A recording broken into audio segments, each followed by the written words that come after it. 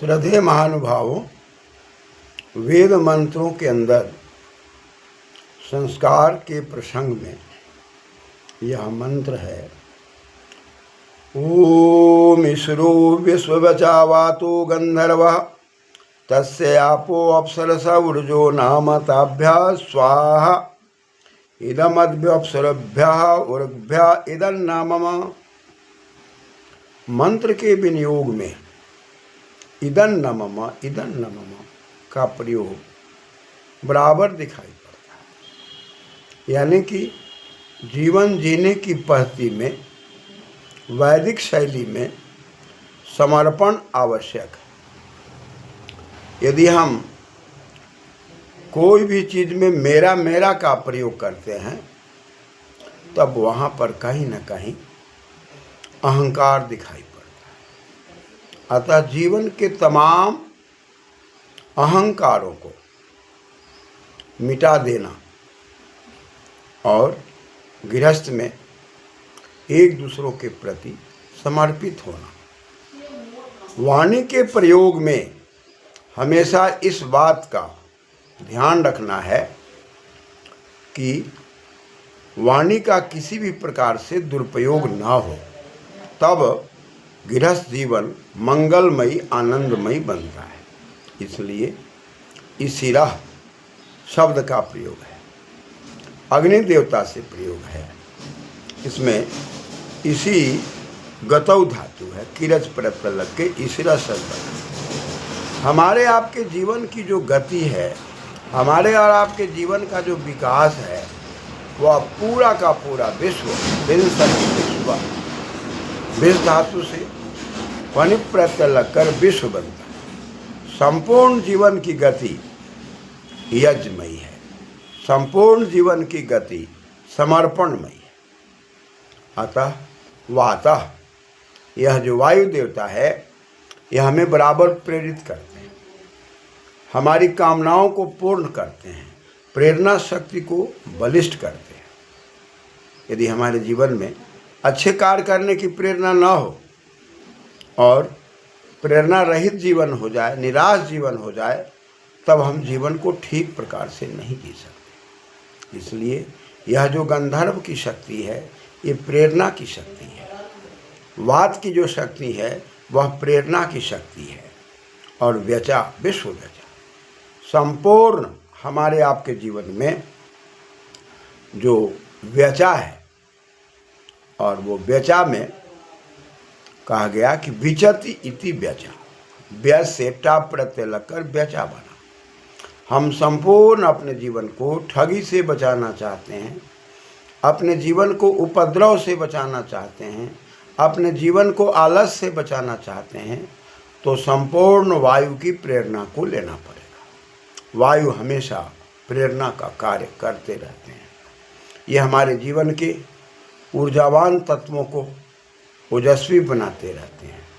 वायु की प्रेरणा न मिले और हमारे जीवन में अग्नि की प्रेरणा न मिले, तब हमारा जीवन धराशायी हो जाएगा। अतः जीवन को विकसित करने के लिए एक तरफ वायु देवता की प्रेरणा है, एक तरफ गंधर्व देवता की प्रेरणा है, एक तरफ गंधर्व लोक की प्रेरणा है, जहाँ पर वायु सुगंध को धारण करके हमारे आपके जीवन को मधुरमयी बनाते हैं, सुगंधमयी बनाते हैं, पवित्रमयी बनाते हैं।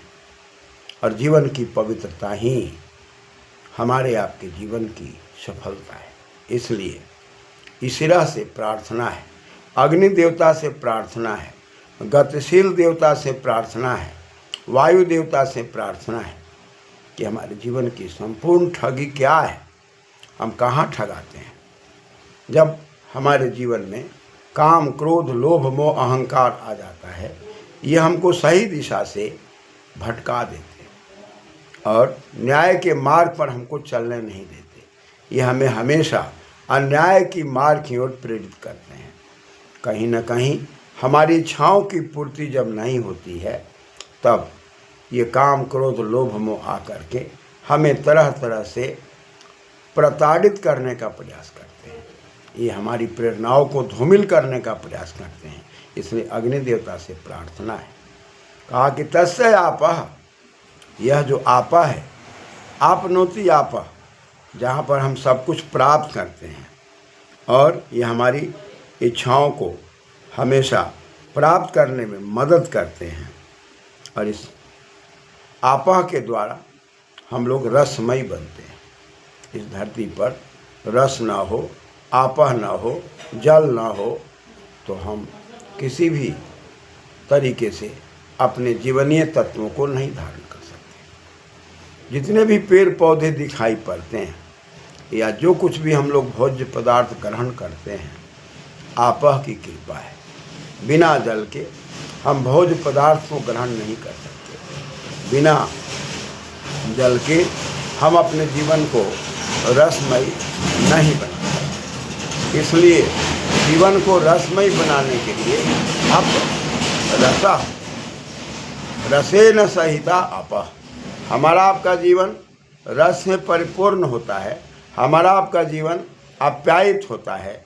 अतः कहा कि भाई अप्सरस, हम लोग इस जल से ही अपने जीवन में गति को प्राप्त करते हैं, रस को प्राप्त करते हैं। रसेन सहिता सरसा, हमारा जीवन यदि रसमय नहीं है तो हम सूख जाएंगे और सूखा हुआ जीवन अहंकार से परिपूर्ण होगा। सूखा हुआ जीवन हमारे आपके जीवन को विकसित नहीं करने देगा। इसलिए दाम्पत्य जीवन में रस का बड़ा महत्व है। हमारी वाणी में रस हो, ओज हो, तेजस्विता हो और शरीर स्वस्थ रहे, आनंदित रहे, खान पान हमारा आयुर्वेदीय व्यवस्था से पवित्र हो, अन्यथा हम अपने जीवन को सरस नहीं बना सकते। कहा कि ऊर्जो नाम, हमारा आपका जो जीवन है ऊर्जा से परिपूर्ण है।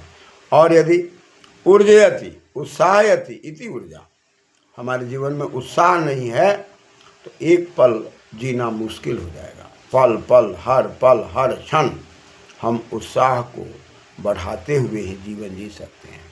चाहे आध्यात्मिक शक्ति के द्वारा जीवन को उत्साहमय बना ले, विद्या के द्वारा बना ले, शिक्षा के द्वारा बना ले, साधना के द्वारा बना ले, या वैसे भोज्य पदार्थों के द्वारा, जिन भोज्य पदार्थों से पौष्टिकता की प्राप्ति होती है, उसके द्वारा हमें अपने जीवन को ऊर्जा से भरपूर बनाना पड़ता है।